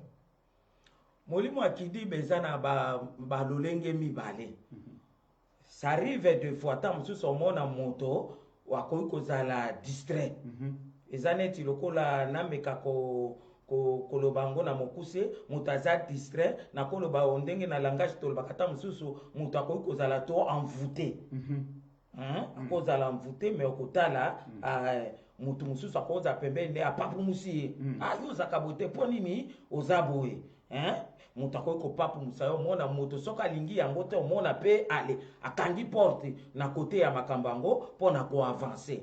Mais mususu pe koki kozala ke mutu wana akomi possédé ye wana sikoyo moto oyo aza penda na badeka sikoyo oyo satana penda sikoyo akangi amena ye donc mutu wana sikoyo akomi no penda go badeka donc c'est-à-dire ata so bozoloba na ye moya yoka ezate ozomona mutu aboye bokoya kaka toza na kisi mosusu te ye kaka be na nzela na liloba na nzambe kotalisa ka liloba na nzambe parce que quelque part balobi bazalaki na libulu atindaki liloba esaki nini eyaki kobimisa mutu abobokoki kokende swati kobanda kobondela nzambe mpo na ntina na mutu andenge wana avant ke boya mpo boya kotia kisi ya nzela na liloba malembe epuis akoya comprendre et puis soki eza toujours ka kopesa pasi kopusa na pene ya mosali na nzambe soki omoni ke malgré osali tout oza koarrive te koluka mosali na nzambe akoleka na koyoka yo na oyo babengi kirdam akokende na kosungama na molimo santo kodetete epai nini yango ombuma wana ezali kokota mpe evandi ezwi bokonzi kati na yo wana siko moto aboye akoleka na délivrance. Amen. Merci beaucoup. Kolo azwa lokumu na ndimisami ete mama na ngai Lydie Shai azwi réponse na motuna na ye. Mama Lydie Shai. Ok, kolo aku mama. Toke na deuxième point mosakoli. Olobeli na domaine ya sexualité. Eza domaine mo eza terrible. bato bazokufa bazokufa eza kosilisa bato sérieusement na ndenge ya moke te papa na ngai. alors motuna na ngai liboso eza boye eloko nini eempêchaka moto ase discipliner sexuellement mpo na nini moto akoka kose discipliner te sexuellement kolo azwa lokumu papa ngai nakamwaka oyebi domaine oyo ya likambo ya discipline eza te ke moto oyo atondisama na nguya molimo santo to mopayen te non moto na nzambe ngai nayebi bato oyo ayebi likambo na nzambe te mais ase disciplina na domaine oyo c'est question de sérieux. C'est question kaka moto azala sérieux ngai nayebi bato aza sérieux soka bala aina mwasi na ye to aina mobali na ye pe avanda asalaka pe bamakambo ya mobulu de gauche à droite te. Eza kaka question ya discipline. Moto aza na choix. Moto aza na choix, moto aza na bokonzi ya koloba ke non nalingi boye te nalingi nasala boye mpo na discipline bomoi na ngai mpo nazala bien. Donc wana eza domaine ya moto ye moko soko alingi ase discipline akose discipline soki mpe ya boye mpo eza mpe na bato mosusu okoka ye na nkombo ya nzambe na monoko me discipline na kota sexualité eza te eza pe te. Donc wana sikoyo eza likambo ya moto ye moko soko olingi otia ordre na vie na yo okotia yango soko mpo lobi ozala moto ya désordre okosala yango. Merci beaucoup. kolo azwa lokumu motuna mosusu yango oyo likolo ya kidiba outaki kotalisa biso na mateya ete ememaki David na kokweya na ekobo mpe makambo ebele ebele eyaki na kati ya libota na ye. Eske moto ndenge azali wana po ntango tozoloba moto toza koinclure na oyo ayebi liloba na oyo ayebi liloba te et pire encore oyo ayebi liloba ye encore nde aza kutu na jugement ya terrible. Eske moto akokoyeba ete a cause ya mwa esengo ya 3 ou 4 secondes ke vie na ye ekoki kosila pe badescendant na ye bakopeye prix moko très fort à cause ya kidiba na ye ememaki na bisengo ya 5 secondes. Kola pambola papa pona motuna oyo tuni je crois na kati ya introduction na lobaki boy moto oyo akoti na katikati ya molimo oyo ya distraction na lobaki ke ayebaka interdit te ayebaka lisusu te ayebaka lisusu te na fitir na makambo nini ekoki kopima na katikati ya eloko oyo ngai nazosala eza te ke aza akomi na maladi na mutu eningani ye non eza problème ke moto posa ya nzoto wana eza kotinda ye lokola azangi discipline ya azomona sikoyo kaka posa wana accompli yango le reste aza na ye kuna te parce que David soki tolobi toloba na ndenge ya molimo David azalaki mopakolami azalaki na molimo na nzambe na kati na ye ti bazoya koyebisa ye ke Betsheba aza mwasi ya officier na ye Iri ayebaki ti ke ndenge nazotinda bango bakende kozwa ye mpo tosangana nazosangana na mwasi ya moto ayebaki me lokola deja posa wana ayebi kose discipline te eyebaka interdit te eyebaka fitiri makambo nini ekosalema te aye akokisi omoni te na nsima akendaki kose purifie mpona ake kose purifie mpona ake kose purifie nsima rapport sexuel ne na Betsheba nde mutu eye kozonga ke asali mabe après avoir akokokisa baposa na ye me ayebaki te nini ezozela ye nde bololo ye na nsima c'est ça. Merci beaucoup. Kolo azwa lokumu namoni motuna moko ya mama Monica triple M femme légitime atuni motuna ne alobi bo mama moto oyo akweyaka na ekobo po esila akoki kosala nini. Kola pambola mama na nga Monica epa azwami moto oyo asalaka ekobo akoki kotika po esila akoki kosala nini ya liboso nano lokola message elekiao po bible lobi soko yoki mongongo na nzambe kokanga motema te touti koyoka wana lobi ke David asa kufa na ye mais David ekoki kozala ngai David ekoki kozala balandi o balandaki biso le fait ka ya koyoka liloba na nzambe choix ezali nzambe alobi moto to apesa ye makoki ya kosala choix ya koboya mabe mpe kosala malamu ya koboya malamu mpe kosala mabe ntango oyoki liloba na nzambe question ya décision soki ozwi décision okotika na yo soko mpe omoni ke ozokoka yango te baminganga na nzambe bazali basali na nzambe bazali pusana pene na mosali na nzambe oyo oza na conviction epai na ye ke atindami mpena na nzambe kende kosolola na ye ke nasali effort me naza koarrive te wana moto na nzambe akokomprendre ke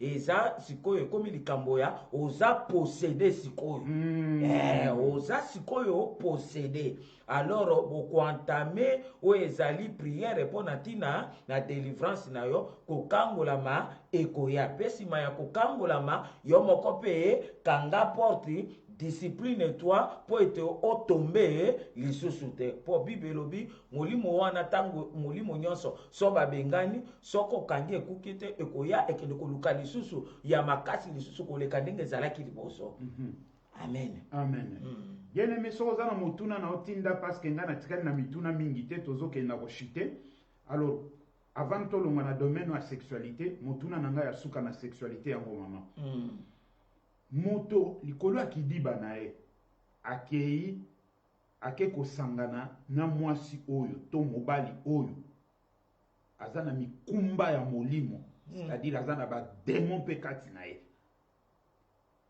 aza posede na bademon mosusu nsima moto oyo azongi na foyer na ye soki aza marie mwasi oyo azongi na foyer na ye to mobali oyo soki aza marie azongi na foyer na ye asangani na mwasi ne to na mobali ne akumbi zemi mwana wana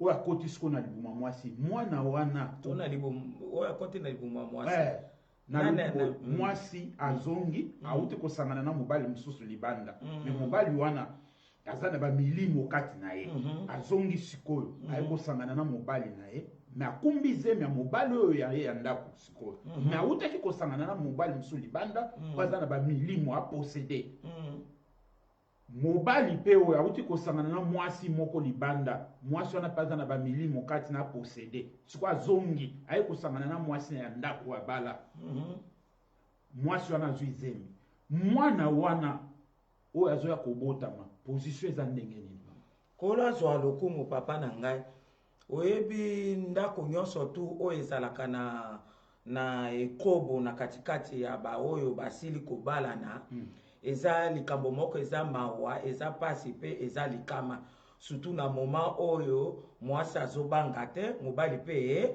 azobanga te likambo etali yake bato basi bazwi engagement na mobulu libanda ekomi nango lokola lipa ya bakadesa batie mateka bleba omelango na vitalo nde yango nde ekomi lelo ndenge wana me bato bazomona kaka mwa plaisir wana me côté spirituel bazoyeba te makambo nini oyo ezosalema parce que ntango bozosangana bozokoma eloko moko makomi na nzambe elobi oyo asangani na prostitue akomi mpe prostitue c'est-à-dire moto aza na bamikumba ebele wana ezokoke kosangana na prostitue prostitue azwaka ne moto nyonso tu mikumba na mikumba na mikumba na mikumba eya na kata motu wana soki ozalaki ta mosusu na mwa bambadi na yo 20 oke osangana na moto oyo na 60 ntango ozoya na katikati ya ndako ozosangana na mwasi noto na mobali na yo ekomi 80 wana sikoyo otikeli mpe moninga esikoyo otikeli moninga sikoyo mpe ezemi wana ekoti yango nde okomonaka ezemi wana ntango ekoti mama oza serieuse te papa mpe oza serieuse te sikoyo mwana ntango akobima auti na kati ya makila na bino auti na kati ya basemence na bino nde yango ozomona lelo bana ebele baa na bacomplication baa na bacaractere moko okokomprendre te baa na bamakila na kati ya bamaboko na bango amisusu babandi bacriminaire banini mais soko olandi source okomonaki baboti nde bango moko bamemi mobulu na katikati ya bana lokola ndeko na biso David ye nde amemaki embrouillement tout Absalom akomi assassin Amnon violeur bakomi kobomana bango na bango tu wana source eutaki nini nekobata tata. Donc ezali pende eloko moko pasi, eza eloko moko ya mawa ndeko molinga oyo oza kolanda soki deja osozwa engagement tika kosala mobulu ezala mwasi ezala mobali kosala mobulu libanda parce que bozoya komema pe kokotisa bamilimo ya mikuse oyo ya bademo na katikati ya ndako ezali penda bambeba na bambeba ekosimba non seulement bino ekitaka ti na bakitani. Merci beaucoup. Amen. Nzamba pambola lokola zoloko bien aimé oyoki soko linga kosaba aventure kosanganaka na mibali to basi pamba yebete bana barapena o bakobotama après ba makambo ozosala bakozwa pe bambadi wana motuna évangéliste Pierre yango. Est-ce que le cas de Salomon papa limbisa molimo na nzambe esunginga lisusu tala lokola ka ya ndeko na biso David omoni esika avandaki na Betsheba mwana wana akufaki te me na nsima nango azwaki nani azwaki nani ayaki kobotama Salomo moto ayaki kobotama etoyebi makambo nini Salomo asalaki po fruit ya Betsheba na David ezali ya makambo babikobo wana. Tala siko makambo Salomo asalaki yo moto mobimbo ozala na mili basi siko kobanda otambolaka na bango ndenge nini. Je crois que basi mosuku to bamona Salomo te alikama que le Seigneur soit loué po aye kose ressaisir na suka pe kopesa biso tolike kobanga nzambe eleki nyonso makambo nyonso ya sexualité eza vanité de vanité. Merci beaucoup. Amen. Kolo azwa lokumu motuna ya motuna nzambe évangéliste Pierre yango. Est-ce que le cas de Salomon malgré sa sagesse c'était une malédiction ancestrale ou bien un manque de sérieux et de discipline? Opesi moi réponse ndamu ne bandeli mais okozi ndamuke azotuna soki likambo ya Salomon eza elakeli mabe ya bakoko na ye to kozanga sérieux et discipline ya ye moko. Papa, tango nzambe alobaki nkola pambola moto na nzambe na 2 Samuel chapitre 12 le verset 10 je crois. Tango alobaki epée kolongba esu te. Soki nzambe alobi ke epée kolongba te, nani yango isusu akolongola epée wana? Moto akolongola epée wana azate parce que ezali monoko na Yawe na bomoi nde ebimaki. Donc ti Salomo azobima wana na nsima ya mokongo ya David azobotama, c'est-à-dire ye pa azobima na epée wana po eza maloba na nzambe eza maloba na nzambe. Donc azobima pe na se ya malédiction wana oyo deja nzambe asalobaki na tata na ye David yango wana esengelaki impact kaka ye influencer ndeko na biso Salomo na kati ya bomoi na ye. C'est mpe sa na yebi te moto na nzambe soko kobakisa tokokobakisaka koloba boye te. C'est vrai que oui ata manque à discipline ezalaki même ceux qui manquent à discipline yaki mais azali déjà na ba malédiction utaki na ba parents na nyonso mbale à cause ya ba acte ba posaki. Mais gloire soit rendue à l'Éternel parce que ce qui est important n'est pas Salomon ya ba fait un discours na ye malgré que parce que alobaki kalukaki ndenge nyonso mais c'est à la fin qu'il a pour se ressaisir à comprendre ndenge aloba na Ecclésiaste chapitre 12 voici la fin de tout homme il doit craindre l'Éternel. Donc c'est un peu ça et l'autre on a koyi kobakisa wana. Merci beaucoup. Toleki na troisième point tozoke na kosilisa bien aimé tozoke na okoma na suka sokoza na mutuna na suko tuna avant que ngai na clôturer namoni mutuna moko ya lia mama soki mobali azobima na mwasi libanda. Mama Solange la grâce mtatunion. Mama soki mobali azobima na mwasi libanda ememeli bino pauvreté malade na ndako e mobali azoyoka te sikoyo mwasi asala nini? Kola zo alokuma aleka na apambola mama na biso Solange soki mobali aza kobima libanda kosala mobulu na ye na basi mosusu eke mpasi ekomeli bino bambeba na katikati na ndako kopekisa moto alingi koyoka te. Alors tozali kaka na moto moko biso tokendaka koloba makambo na biso esengeli ka conseil na kokopesa mama mabolongo na ye elela dans le sens que atalisa yango nzambe. Et je crois nzambe ayaka penza kotia moto contre mire penda pona kosukisa moto pona kozongisa moto na katikati na nzela. C'est un peu ça. Amen. Merci nzamba zwa lokumu motuna nanga suka ngo musakolo trop tard. Siko soki likambo komi trop tard. Est-ce que moyen mususu ezali to esuki kana trop tard? kolazwa lokumu papa ozoyoka kaka trop tard ndenge eza wana likambo soki ekomi trop tard esili te tokozwa ata likambo na ndenge ya mokili oza kovoyage yo okei na retard okomi kuna basi basalaki bambakema na bango makambo tu esili bakosala noni eloko akosala lisusu ezali ekomi trop tard nzonga be na ndako okende olongola bilamba mpo na yo voyage mokolo wana esili me na kati oyo ya mokili okomona ke okoki na yo kokenda koluka lisusu to après 2 jours osala lisusu voyage yango me awa na trop tard awa eza na likambo oyo etali ya bonzambe na kati ya likambo ya bonzambe makambo ya keo trop tard esalemaki lendi okwa kozwa avion ata mercredi eza te na oyo ya likambo na nzambe soki trop tard esi ebimi c'est-à-dire esili eloko lisusu ya kobongisa wana eza te toujours ndenge nalobaka sukali esopani na zelo moya kolokota eza te omoni baseka sengi oyo eske bakotaki maître alobi na bango nayebi bino te ntango nkolo akotisaki nowe na libota ne 8 personnes bakoti ntango mpele eyaki nkolo akei na fungola trop tard yo kasi bayaki obeta porte te bayaki obeta trop tard bakokota te bakufi donc epai na nzambe soki trop tard esi ebimi moyen te yango wana omoni abi na fixe jour lelo soki oyoki mongongo na ngai kokanga motema te po soki mpe moto oso okufi mpo bato mosusu babaka botika ye nano ntango ne ekoki te ntango yango ye mokolo nini eza langage moko eza diabolique ya kolobaki o ntango na ye nano ekoki te bongo ntango yango ekozala mokolo nini ntango bayeli ye liloba kasi ntango yango wana Proverbe chapitre 27 verset 1 elobi komikumisa mpo na lobi te mpo ata lelo moko lelo oyebi nini oyo ekobota te ozomona oyebi eloko oyo ekobota te donc c'est le moment ya kobongisa parce que toza bapelere na se na moyo oyo mokolo na biso ya kobotama toyebi me mokolo akokenda toyebi te mpo soki okufi ozangi yesu masiya trop tard c'est fini ntango yesu akoya oza na esika te na lola okei na moto merci beaucoup Nzambe apambolo mosakoli. Merci papa na. Merci mingi na biyano pesi na nimisa miete libota na Nzambe bapambolami. Merci beaucoup. Pe bazwi biyano na mituna na bango o batunaki mituna. Merci. Pe na nimisa miete bakosalela lilobo bakozaba yo kipamba te pambola basali na Nzambe bakotaki bongo o clôturer na prière. Merci. Kola zo lokumu Nzambe alekana kopambola basali na Nzambe nyonso bazaki na biso elongo. Namonaki couple apôtre Dido elongo na mulonga ene évangéliste mama na biso Sephora bopambolama. Couple prophétique Vincent Memba bopambolama. Mama nangai évangéliste Passim Pongo pambolama.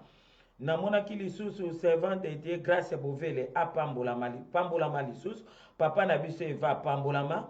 Papa nangai évangéliste Pierre na servante de Dieu mama Okebo pambolama. Docteur Mbwese mama pambolama Mireille.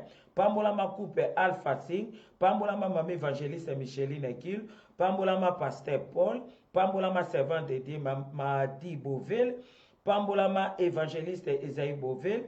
Pambolama serviteur de Dieu Bombila Ilongo na mwasi na ye. Pambolama couple pastoral Mvika. Pambolama servant de Dieu Adèle Bakili. Pambolama servant de Dieu Maman Ange. Pambolama couple évangéliste Fernand Bonke Congo. Pambolama évangéliste Mami Maka Elongo na servant de Dieu Gina GKV Vite.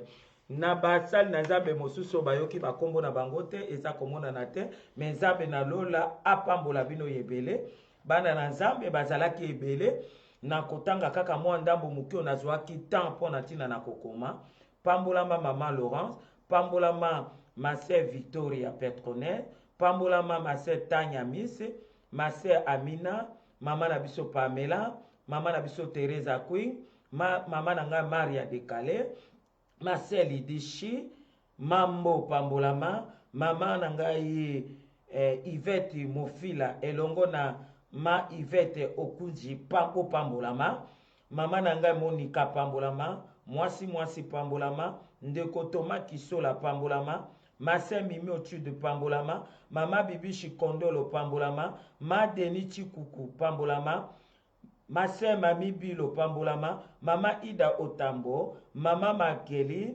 Mama Siska, Mama Jennifer, Mama Isabelle, Maman Joctavie, Maman 12 mars, 12 mars, El Toshiro, ah papa nangai, El Toshiro Pambolama, ma sœur Solange Pambolama, Mamisa Pambolama, Maman nangai, Mamingeni Pambolama, ma sœur Gipsy Pambolama, Kati Bo Pambolama. Bandeko nyonso bayoki bakombo na bangote, nazwaki penda tante po na tina na kokoma, bo pambola mesika bozwami nzambe na bino, azali komona bino.